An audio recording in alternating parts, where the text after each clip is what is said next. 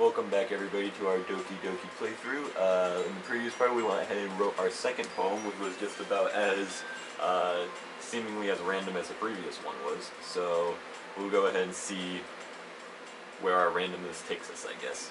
Another day passes and it's time for the club meeting already. I've gotten a little more comfortable here over the past couple days. Entering the club room, the usual scene greets me. Hi, Pinjaro. Yo, Sayori. I would never introduce myself with the word yo. Not to a pretty girl, no. No, definitely not. Looks like you're in a good mood today.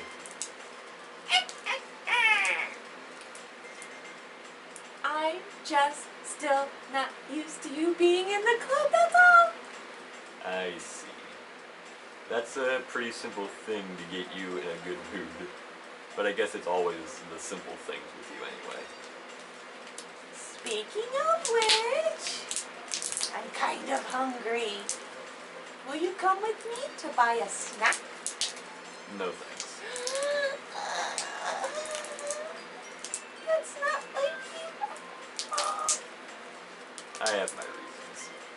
Why don't we take a look at your purse, Sayori? Why, that's all of a sudden. I get the feeling I should probably find something to cover the screen a little bit. I don't know why though. Okay. No reason really. I just wanted to look at it. Sayori nervously retrieves her coin purse. She fumbles with the latch and gets it open. Then she turns it upside down and lets its contents spill onto the desk. Only 2 small coins fall out. I knew it. I can see right through you, Sayori. That's not fair. How did you even know? It's simple. If you had enough money in the first place, you would have bought a snack before coming to the club room.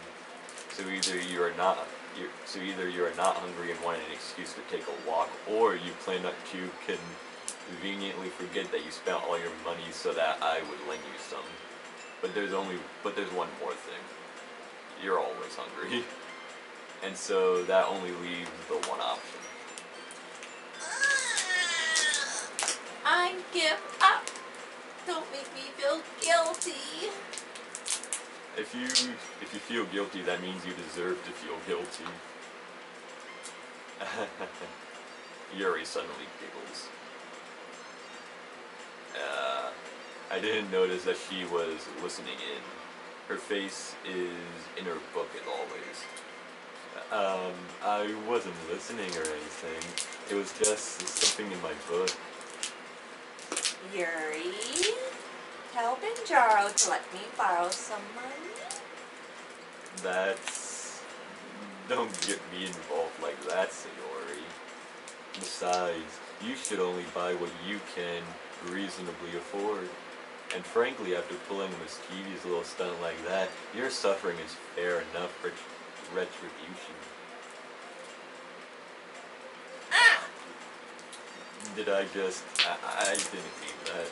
I got too absorbed with my book.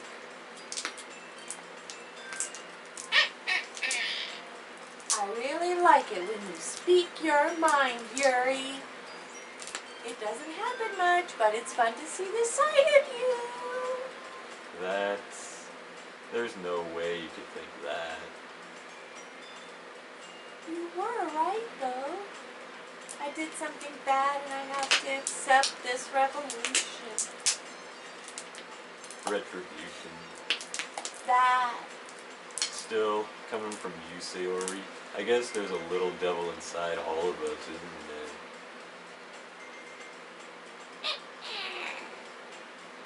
Don't let it fool you. Sayori knows exactly what she's doing.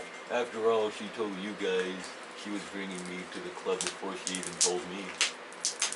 But you wouldn't have come if it weren't for the cupcakes. So I had to trick Natsuki into making them. Come on, give me more credit than that, Sayori. Out of nowhere, something smacks Sayori in the face and tumbles onto the desk. Oh, Jesus.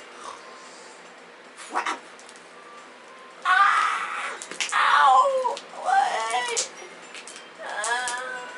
A cookie? Sure enough, it's a giant cookie wrapped in plastic. Sayori glances around. Is this a miracle? It's because I paid my restitution? Retribution. Actually, that one almost worked. Ha ha ha ha ha! I was just gonna give it to you, but then I heard you blab about the cupcakes. It was totally worth seeing your reaction, though. Ah ha ha ah! That's okay. That's so nice of you. I'm so happy. Sayori hugs the cookie. Geez, just eat it. Sayori rapidly tears open the wrapper and takes a big bite. So good. Sayori suddenly claps her hands over her mouth. I bit my tongue. You're going to go through a lot over just one cookie.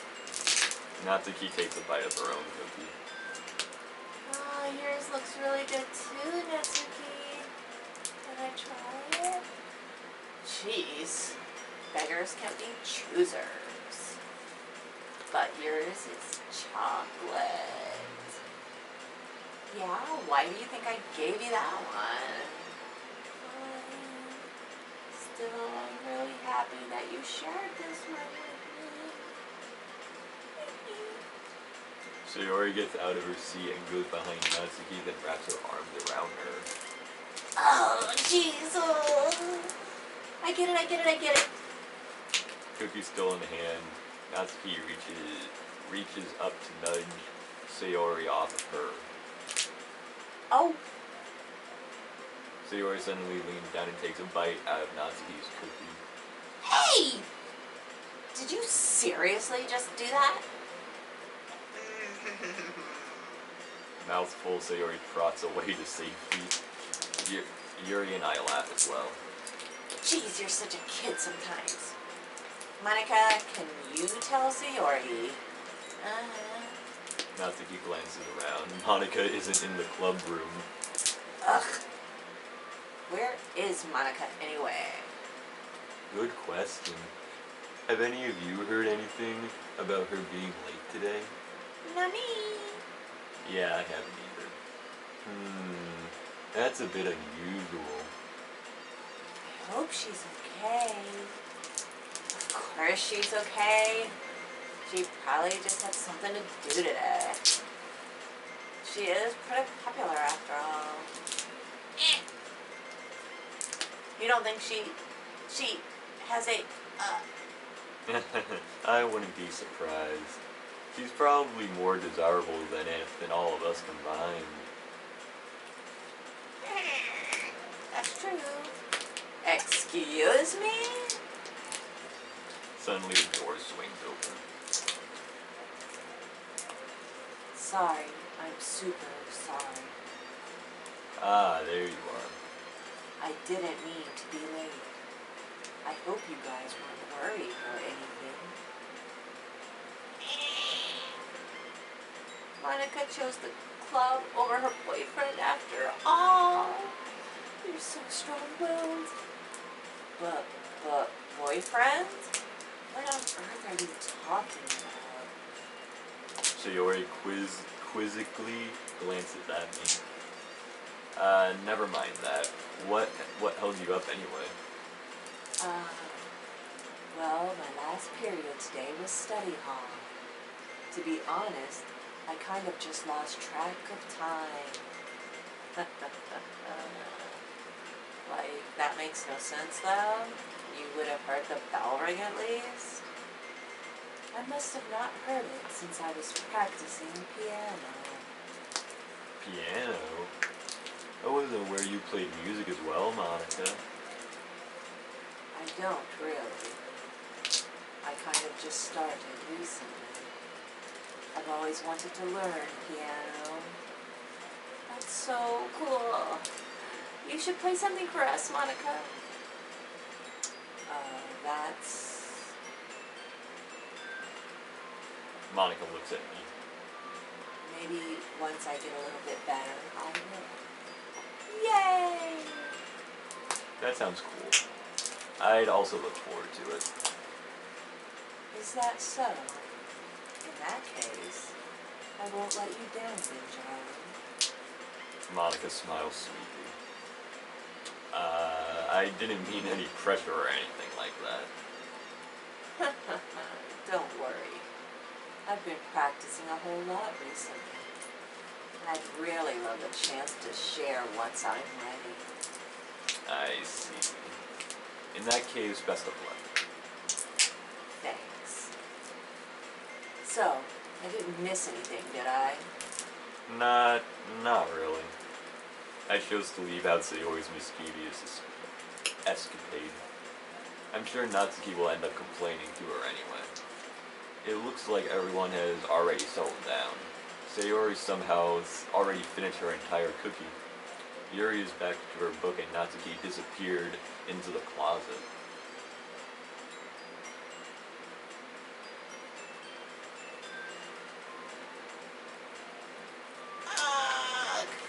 I hear Natsuki utter an exasperated sigh from within the closet. She seems to be annoyed by something. I approach her in case he needs a hand. You looking for something in there? Frickin' Monica. She never puts my stuff back in the right spot. What's the point of keeping your collection organized if someone else is just gonna mess it up? Natsuki slides a bunch of stacked books and boxes across the shelf. Manga? You read manga, right? Sometimes. Manga is one of those things where you can't admit you're really into it until you figure out where the other person stands. How did you know anyway? I heard you bring it up at some point. Besides, it's kind of written on your face. What's that supposed to mean? I see. There's a lone volume of manga amidst the stacks of various books on the side of one of the shelves. Curious, I pull it out of the stack. Now it is. Natsuki snatches it out of my hand. He then turns to a box of manga and slips the volume right into the middle of the rest. Much better. Seeing a box set with one box missing is probably the most infuriating, irritating sight in the world. I know that feel. I get a closer look at the box. He's admiring.